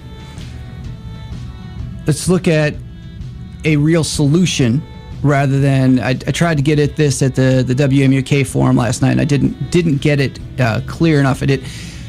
But so we have a structural deficit, right, in the city. And we're trying to fix that structural deficit. Let's think of it like one of our Michigan roads full of potholes, right? And that's our city's budget, a road full of potholes.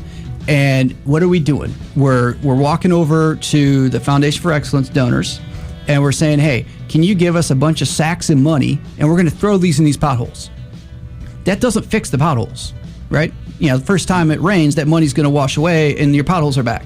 Right. So why don't we go to those same people and say, thanks, I appreciate your money, and we're going to recognize you for it, but how about you move some businesses into Kalamazoo? How about you create some jobs? How about you employ some people? And that's going to help our tax base. That's going to create good paying jobs. That's going to help lift people up out of poverty. And that's going to do a whole heck of a lot more for our city's long-term economy than this handout. So I kind of want to ask a question that kind of leads into that. So I think a lot of people, I've joked often that Kalamazoo is it's like socially Bernie Sanders but economically Ronald Reagan. You're referring to the trickle down economics.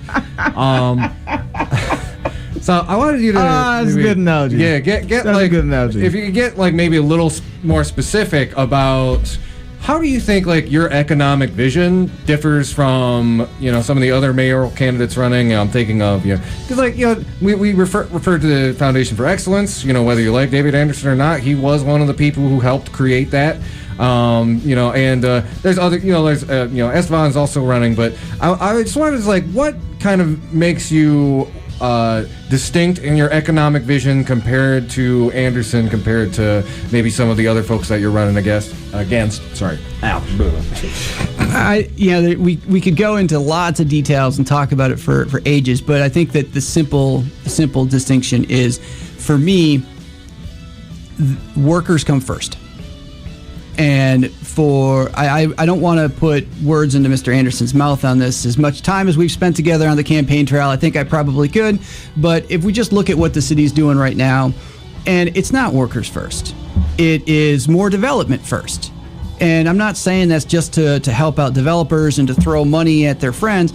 It's the goal is to just have more. To have more buildings, to have more whatever. Just it's more. And yeah, I used the quote at the forum last night. One of my favorite authors is Edward Abbey, and and he's got one of my favorite quotes from him is the growth for the sake of growth is the ideology of the cancer cell. So, oh man. So I mean, if we're growing just because we want to be growing, because we want to be like Grand Rapids or we want to be like some other city, then that doesn't get us anywhere. But if we're growing very intentionally, and we're doing that because we want to create more good-paying jobs to put more people to work, then I'm all for growth in that sense. So well, the piggyback off that. Again, I agree. I think all of us are all for growth, but at the same time, if those who are still poor and disenfranchised is cut out of said growth, then who are benefiting from said growth? That kind of brings me to what we saw last year or earlier this year with the encampment that happened, the homeless encampment that used to be in Bronson Park, but now it's no longer in Bronson Park. How would how the city has transitioned to the state has transitioned to its policy on marijuana?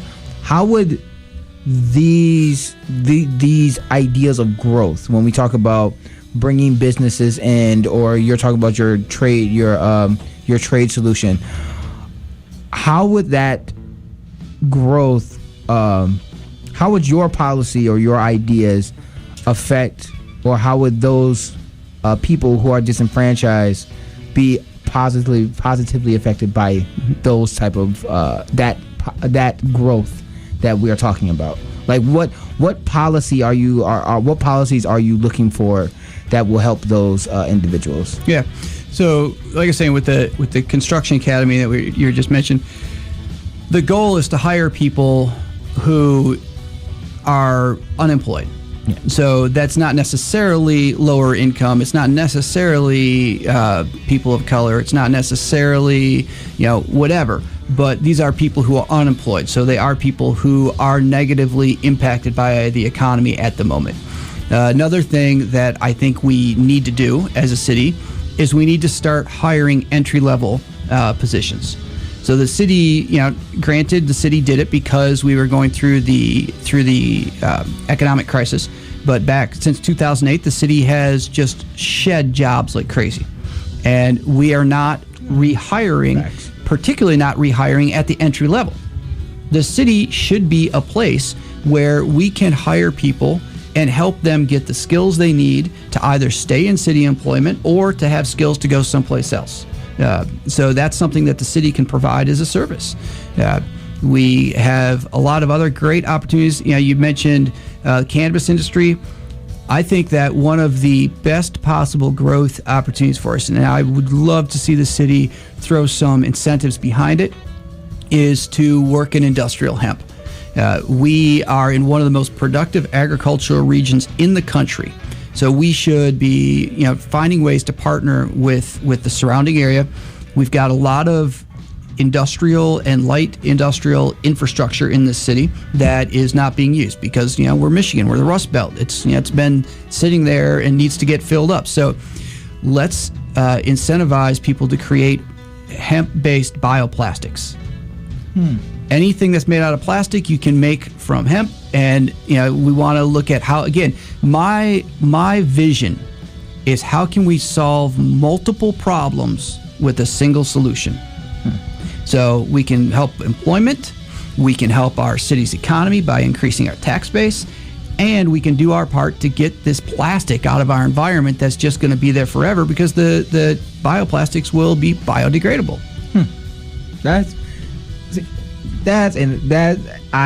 I'm glad you brought that up because that was actually something that I was gonna. You already spoke on the thing that I was gonna ask you about. Because I was there. Again, full disclosure, I interviewed David Benac at your Earth Day event, which was awesome. It was absolutely awesome. I know that you have another event coming up. Coming up soon. I wanted to make sure that we plug it before we have to leave.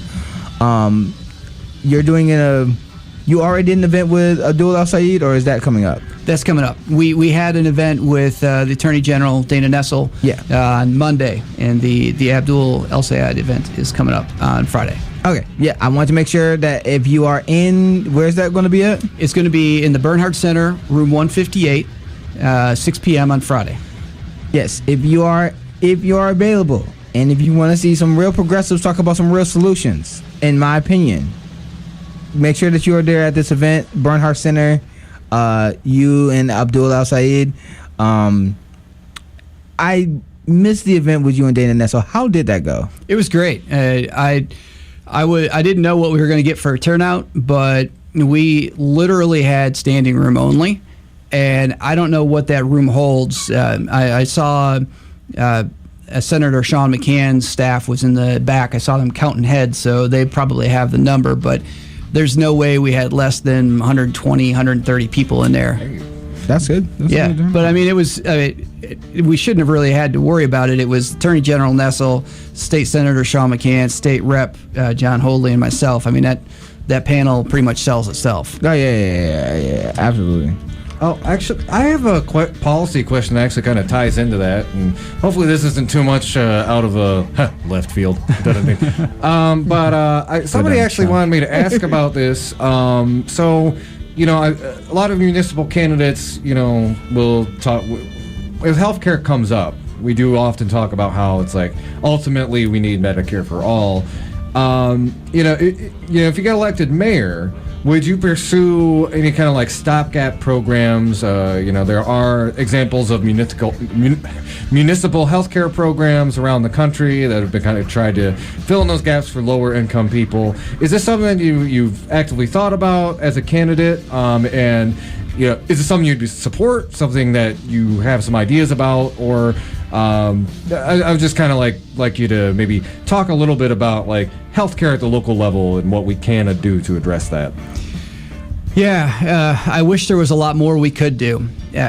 I'm not familiar with many municipal programs to provide healthcare, but if there was a way we could do it, I would absolutely support it. I agree. I think that the solution to our healthcare crisis is a national Medicare for all, single payer. I think we just have to get there. What I think we can do at the city level, and we can do, it's without too much difficulty, is look at the things that cause people to have unequal health outcomes, and the things that are causing some people to have to pay more because they have to use the doctor services, prescriptions more. So, and that's another one where environment comes in. Yeah, we need to make sure that everybody in our community lives in the healthiest possible environment. Right now, 49001 and 007, two zip codes in our city, the residents, the kids in those zip codes are testing higher blood levels than in Flint. And it's not because of water. It's because of lead paint. And the city is trying to do something about that, but the city just got a nice grant to work on it. And that grant their plan is they're going to do 72 houses. That sounds great until you see that there's 3,415 that need it. That's a problem. So we need to address that. We need to lift some people up out of poverty because that causes health issues. We need to make sure that, and there's some simple things. I mean, it seems like such a silly idea, but we need to plant, several thousand trees. The city just planted 500. Great, 500, that's a neighborhood. Yep. But if we look at planting trees, it's going to help with asthma. And asthma is something that hits the minority community much harder than it does the white community. Yeah.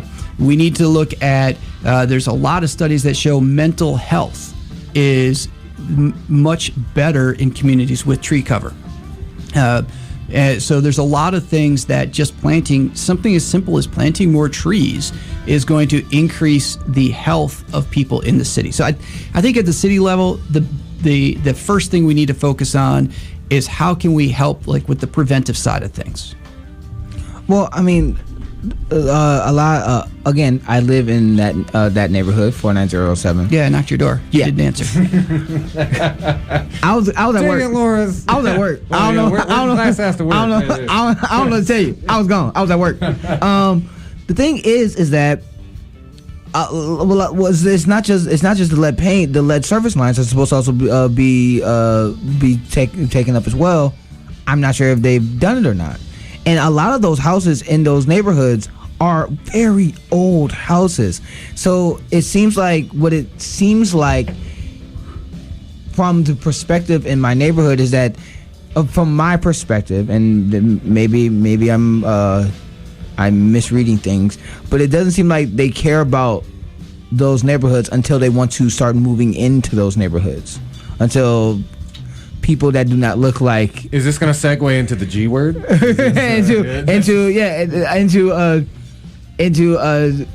So I wanted to ask. Well, there's two questions. The first thing is,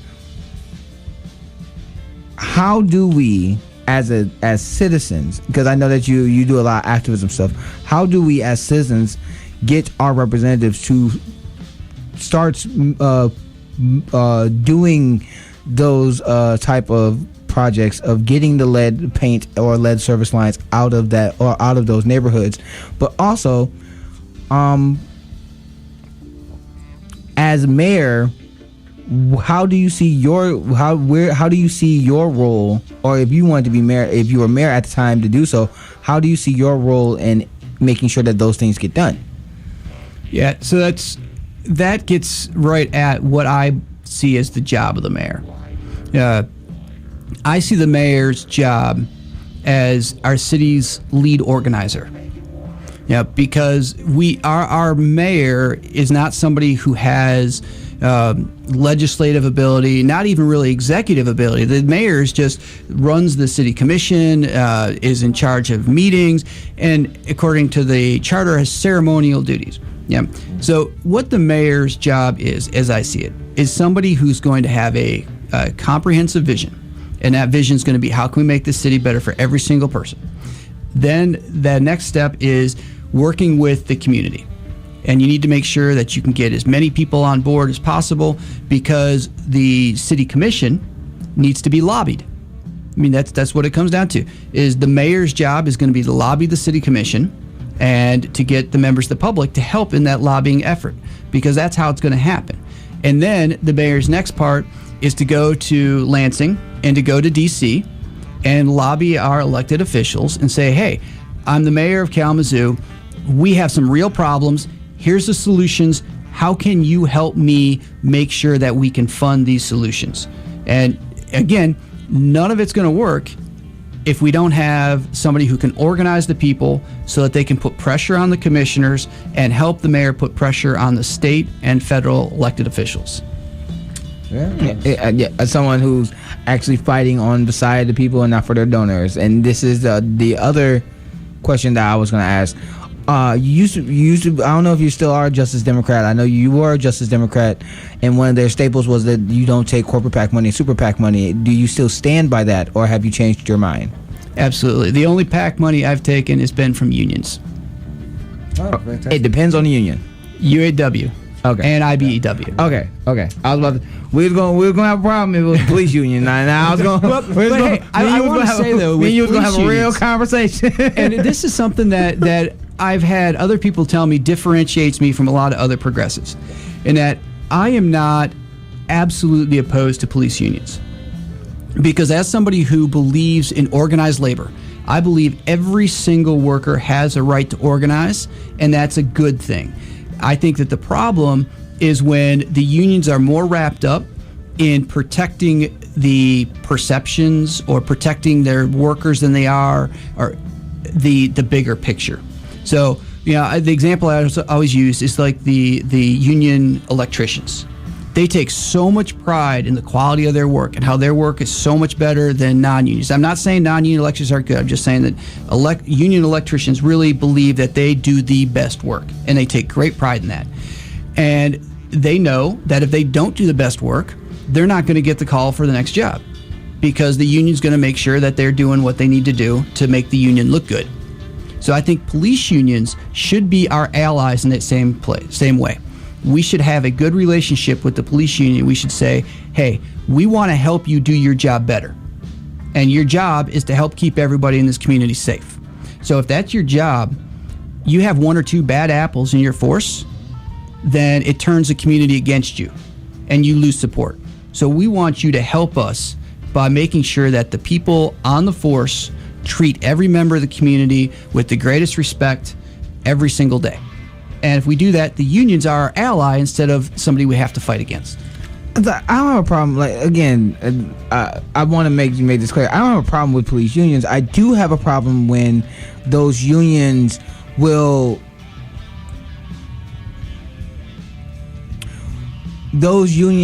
rather protect the power of those who are doing the injustice than protecting the people that they're supposed to be serving. We've done multiple stories about Mayor Pete and how he was influenced by racist police officers in the police union to not only fire the first black police chief, then demote him because he got public backlash, but then fire the whistleblower that gave out the information. And there's been multiple stories of police unions, for example, like the one in New York, who was trying to get Pantaleo his job back when he choked out Eric Gardner on camera. So when we talk about a few bad apples, it's not that a few bad apples is ruining the orchard if the orchard's rotten itself. Mm-hmm. And there's no accountability or transparency. So, and that's where, again, I see the mayor. I see the mayor's role as in being that what's the word? Being the bridge, the bridge between like how similar to how MLK talked to LBJ when he was like, "Yo, there's a mob behind me, and we need certain stuff. You have the power to do certain things, but we need transparency and verification. If we don't have transparency and verification, then I can't help you." Yeah. Can I loop that? I want to loop that back into kind of localize it a little bit. This is going to be kind of a specific question. So, our police union kind of had a role, especially, I was actually talking about this a little bit last night on my live stream. Around 2015, when Black Lives Matter was really popping off, there was a local demand for, the Citizens Oversight Board, and a couple of the other candidates have talked about this, for the local Citizens Review Board to have some actual, authority, and, basically power to investigate, power to prosecute, power for not just recommendations, but actually make policy changes for the police department. And, if you're legally speaking, the city commission and the mayor is supposed to have that kind of policy leverage control over the police department. The police union, local police union, fought back hard against that. Now, what is your opinion? Do you think we need that oversight board to have that kind of authority, that kind of power? And if it came to kind of butt heads with the police union, what do you think your role would be as mayor? And again, you of course, being a policymaker is different than being an activist. You have to be more diplomatic. But where would you see your advocacy falling down in that situation? If you get elected mayor. Well, so first to go back with what Lawrence was saying, I agree completely. Yeah. If the union goes bad, it goes bad, and we can't support bad unions. Yeah, right. There's good and bad in it. So, right. But with the Citizens Review Board, the first thing that I think it would really help there is I want to see the city give the review board a budget, and that budget would be used to do independent investigations. Because the review board right now doesn't really have any power. And I'm not saying that the review board should have the power to fire, but they should be able to do an investigation and be able to drop that investigation on the desk of the police chief and the mayor and say, hey, here's what's going on. You need to take action, or whatever it results in. And it'd have to be the individual case, but I recognize that the police have a very difficult job, and we have to take that into account. But brutality is brutality, and racism is racism, and violence is violence. It doesn't matter who perpetrates it. We can't protect somebody just because they wear a badge. I respect that they do, and I respect the work that they do, but we can't protect people for bad behavior just because they have the badge. Yeah, I mean, the badge is a job. Being black is 24/7. All right, so we've got about 2 minutes left. We should really probably hone in on some closing questions. So let's do it this way. Lawrence, you got a closing question, and then I'll do a closing question. And, all right, I have two two fun questions, and then there's some other policy stuff that I want to talk to you about, but we'll have to do that another time. I like talking about national stuff. We have the federal horse race that's going on. Who are you looking at? Who do you like, and why? I'm still with the horse I rode in on. So I've been a Sanders supporter. I've said it in the congressional ever since he came out against the Iraq War. I'm still with Sanders. He's got the most consistent, most far-reaching platform that's going to help the most people. That doesn't mean that there's not other great candidates running, and if he's not the nominee, I can still support a few of them. So, but I still think that Sanders has the most to offer. Well, okay. So, and I was gonna. The reason why I was one of the reasons I was asking, because I see a lot of the activism, and things that I've seen you do. And some of the policy that you fought for is very in line with that type of democratic socialist, more social democratic than democratic socialist way of looking at things.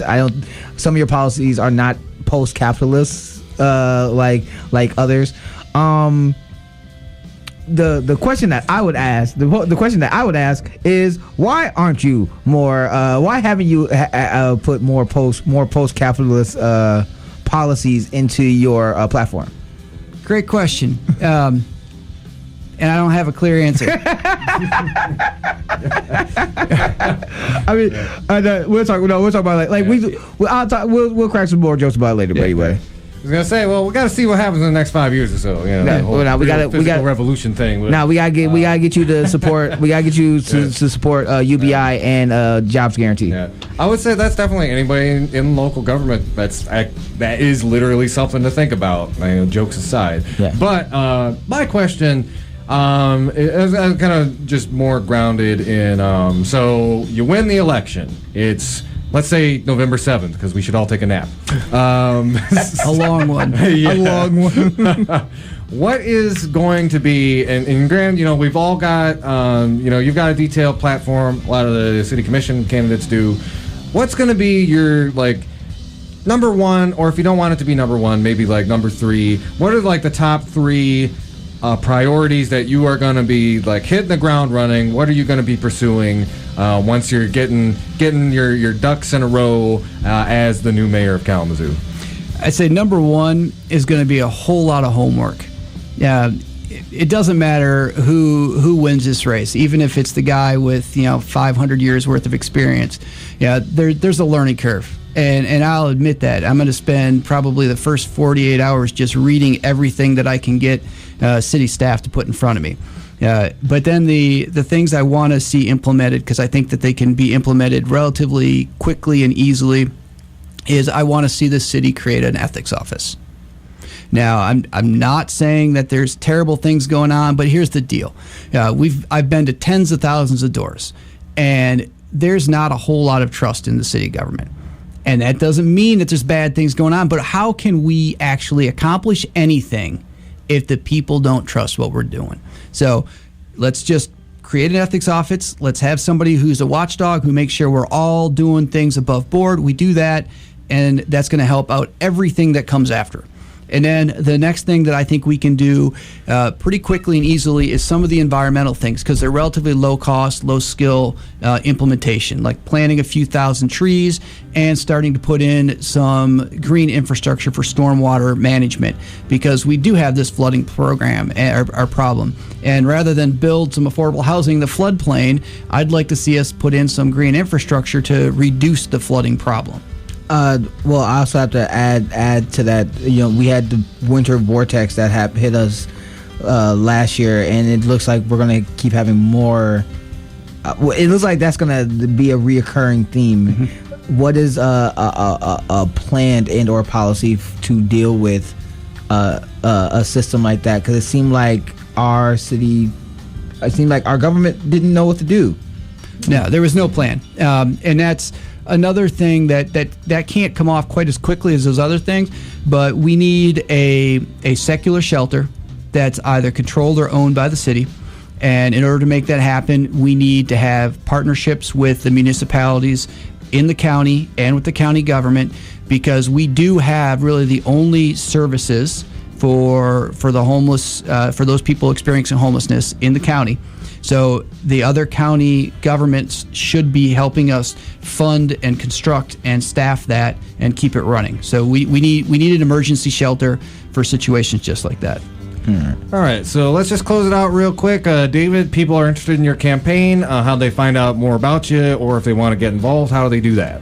The website is benacformayor.com. We're on social media. Check it out. And then just loop back to the event we have coming up. If you're available, Friday, 6 p.m., come check it out. Friday, 6 p.m., Bernhardt Center, room 158.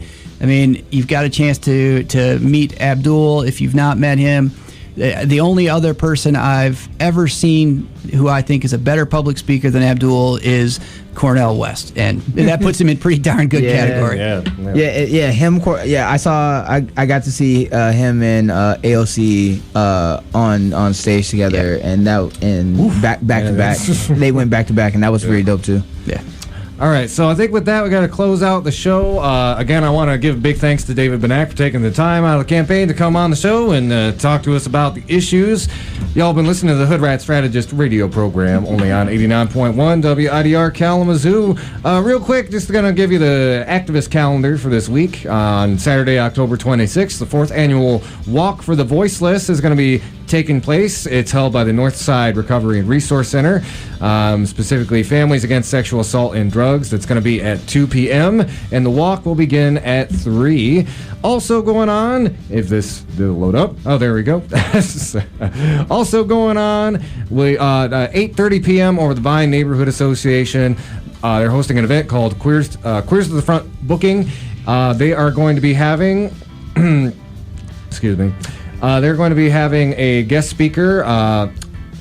Is it Maya or Maja? She's from Queers to the Front Booking. She's coming to Kalamazoo to present her experiences as a trans woman. It's going to be kind of a talk about those kind of things. There's also going to be some live music. So again, that's going to be at the Vine Neighborhood Association at 8:30 p.m. on Saturday, October 26th.